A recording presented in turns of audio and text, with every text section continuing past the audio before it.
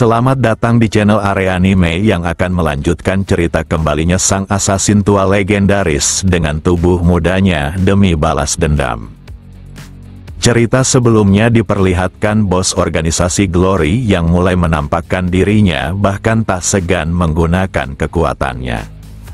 Tak hanya itu, kedua matanya sangat misterius seakan bukanlah milik manusia. Lalu organisasi Glory memutuskan untuk menyeleksi para killer rank D dengan hanya menyisakan 100 di antara mereka. Sonku sudah menduga hal ini dan cepat maupun lambat waktu ini akan segera tiba. Berbanding terbalik dengan kedua bersaudara ini yang sangat khawatir disebabkan mereka bahkan tidak masuk dalam peringkat 300. Tapi Sonku meminta mereka tidak khawatir karena dia memiliki cara agar mereka semua bertahan. Lalu seseorang datang ke kelas ini dan orang itulah kunci dari rencana Sonku. Saat melihat sosok itu mereka bertiga tercengang ketakutan seakan melihat monster. Siapa sangka sosok itu merupakan salah satu killer terkuat dalam organisasi Glory. Yuna kebingungan kenapa kedua rekannya menunjukkan ekspresi itu seperti mengenal orang di depannya. Kembali beberapa waktu sebelumnya di mana Kageo telah melarikan diri pasca menerobos markas organisasi Glory dan meminta Jiwon untuk meninggalkan mereka berdua. Lalu Peter memintanya mengatakan maksud kedatangannya padahal dia sudah meninggalkan tempat ini tanpa berpamitan. Tanpa basa-basi Kageo mengungkapkan akan dirinya baru pertama kali melihat sosok kuat selain para rasul dari Glory dan sangat penasaran dengan identitasnya. Tapi Peter merasa jika Kageo mungkin takkan percaya jika dia memberitahunya. Namun Kageo menegaskan jika setelah kekalahannya dia bisa mempercayai apapun bahkan jika Sonku mengatakan dirinya adalah Peter. Lalu Sonku pun membenarkan jika dia adalah Peter sang killer legendaris yang sedang diburu oleh organisasi Glory. Walau sudah mengatakan jika dia akan percaya, tapi Kageo tetap saja sangat syok. Dia beranggapan jika Peter adalah seorang kakek tua bukannya seorang remaja. Meski pengakuan tersebut mustahil, tapi Kageo menyadari satu hal. Di mana keterampilan yang Sonku perlihatkan benar-benar sesuatu yang sangat menakjubkan. Cara dia memanfaatkan apa saja di sekitarnya ditambah melihat arah pertarungan seakan mengetahui masa depan sangatlah menakutkan. Kageo enggan memikirkannya terlalu jauh dan akan mengabaikan Sonku adalah Peter maupun bukan. Dia pun memberitahu akan dirinya yang sudah menemui Raphael. Tapi dia tidak bisa mengalahkannya dengan kekuatannya yang sekarang dan seperti yang dikatakan Sonku jika dia sebelumnya tidak pernah belajar seni bela diri. Sejak kecil dia hanya diperlakukan dengan buruk dan tak pernah belajar dari musuh yang kuat dikarenakan saat dia bertarung semua yang belajar seni bela diri akan kalah olehnya. Tapi dunia ini sangat luas dengan terdapat orang-orang yang tangguh, maka dari itu Kageo ingin bertambah kuat dan orang yang bisa melakukannya adalah Sonku. Dia pun memohon agar Sonku bersedia membuatnya menjadi kuat. Sebagai manusia yang tersisa dalam klan dia ingin membalaskan dendamnya. Dia akan terus memanggil Sonku dengan sebutan guru dan takkan berdiri sebelum diterima jadi muridnya. Peter merasa masalah ini takkan selesai begitu saja. Maka dari itu dia akan menerimanya dan muridnya tidak boleh asal berlutut. Kebetulan dia memiliki tugas untuknya sekaligus mempelajari cara killer bertarung dengan seni bela dirinya.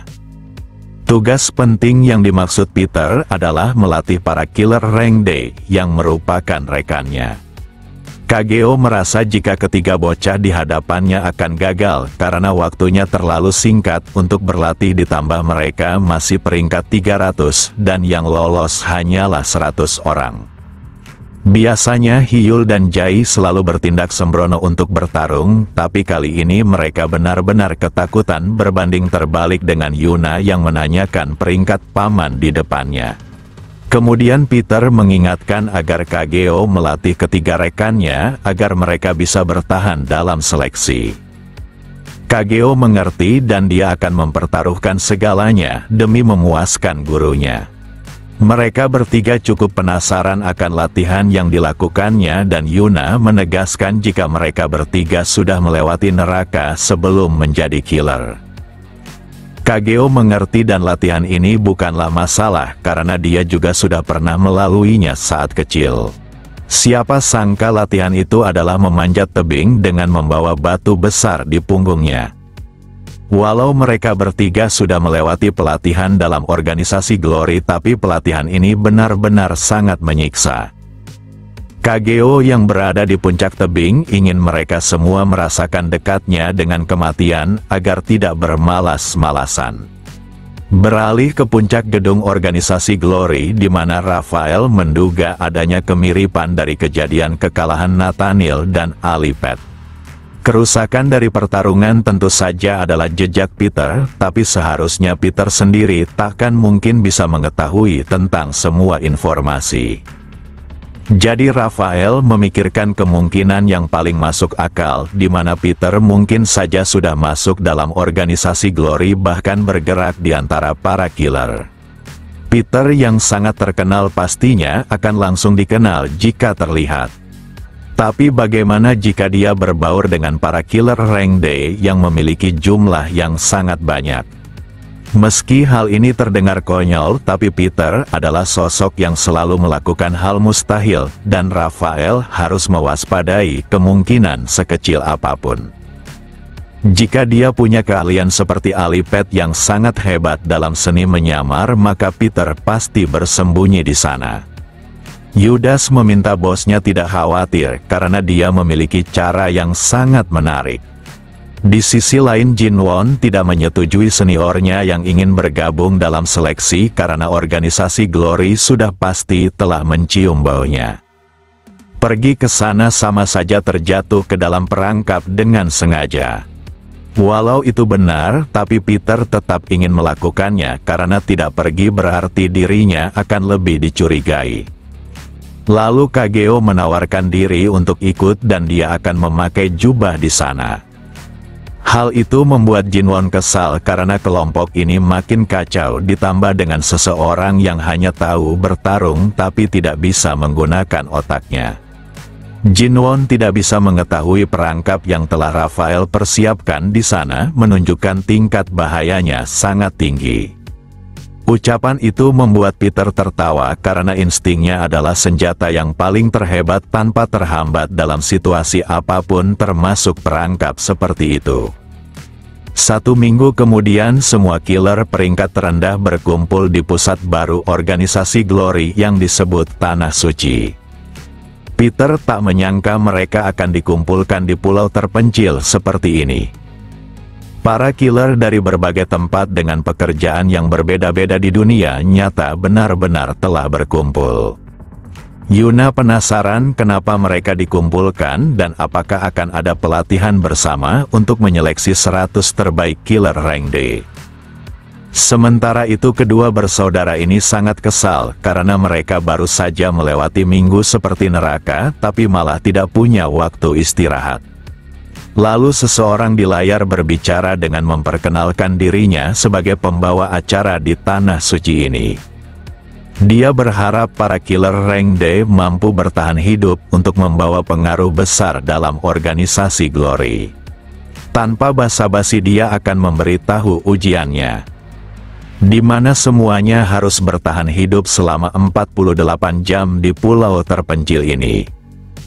Saat mendengar ujian itu banyak di antara mereka yang tertawa karena ujiannya seperti hanyalah sebuah liburan. Tapi kenyataannya tidak seperti itu di mana mereka bisa bertarung selayaknya seorang killer sejati. Pemenangnya akan mendapatkan kartu lisensi yang kalah untuk dikumpulkan. Setelah ujiannya selesai hanya peringkat 1-100 yang akan lulus ujian. Semua peserta bisa bertarung dengan bebas tanpa hambatan. Mereka juga bisa bersembunyi untuk menghindari pertarungan. Karena memperoleh kartu lisensi bisa dilakukan dengan berbagai cara. Jumlah mereka semua sekitar 300 lebih dan 48 jam dari sekarang akan hanya tersisa 100 orang. Mereka diberi waktu selama 30 menit untuk bersiap sebelum ujian dimulai. Yuna sangat bersemangat karena ujian ini seperti sebuah permainan bertahan hidup. Mereka juga diharuskan memakai baju khusus yang telah disiapkan. Nomor di baju menunjukkan peringkat setiap orang dengan jelas. Karena nomor ini juga maka Sonku pasti akan mendapatkan banyak masalah. Di sela itu Hyul dan Jae menertawakan dua orang killer yang tampak sangat aneh.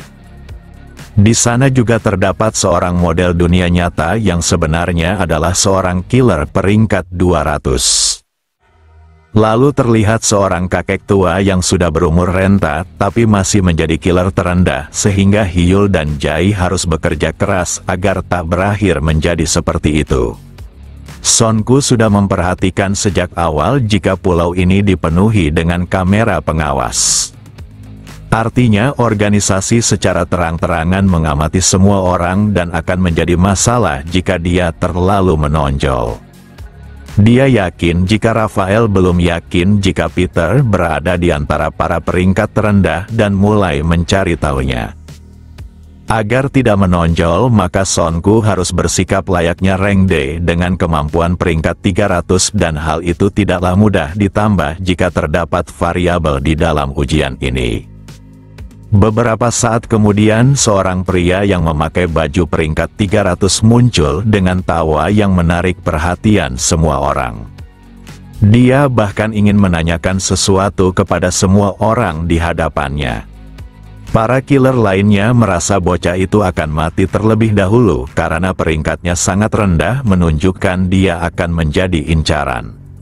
Siapa sangka dia mencubit wajah para lansia untuk memastikan apakah dia adalah Peter. Karena tak mungkin bisa memeriksa semua orang, maka dia menanyakan sesuatu. Peter yang melihat orang itu yakin jika sosok itulah variabel yang disiapkan oleh organisasi Glory. Siapa sangka dia meminta orang yang mengaku dirinya Peter boleh mengangkat tangannya. Mereka yang melihat sudah muak dan ingin menghabisinya tapi ujiannya belum dimulai. Lalu mata pria ini terbuka lebar disebabkan seseorang benar-benar mengangkat tangannya. Siapa sangka sosok itu adalah Sonku sendiri. Pria ini sebenarnya adalah Yudas yang merupakan salah satu rasul dengan keahlian puncak seni bela diri tertinggi. Dia tak menyangka seseorang akan mengakui dirinya sebagai Peter yang legendaris. Sonku tak mengetahui maksud dari variabel ini tapi dia tak harus menonjolkan kemampuannya dan hanya menarik perhatian Yudas. Lalu Peter memintanya memperhatikan sekitarnya. Semua orang tahu jika Peter adalah seorang kakek tua sehingga semua orang menganggapnya tidak waras. Meski mustahil tapi Sonku akan mencoba memahami jika Peter benar-benar berada di sini, tapi dengan mencarinya seperti ini akan makin membuatnya bersembunyi. Yudas tertawa karena orang yang mengaku sebagai Peter tampaknya cukup menarik. Tanpa basa-basi Yudas melancarkan tendangannya tepat di depan wajah Peter.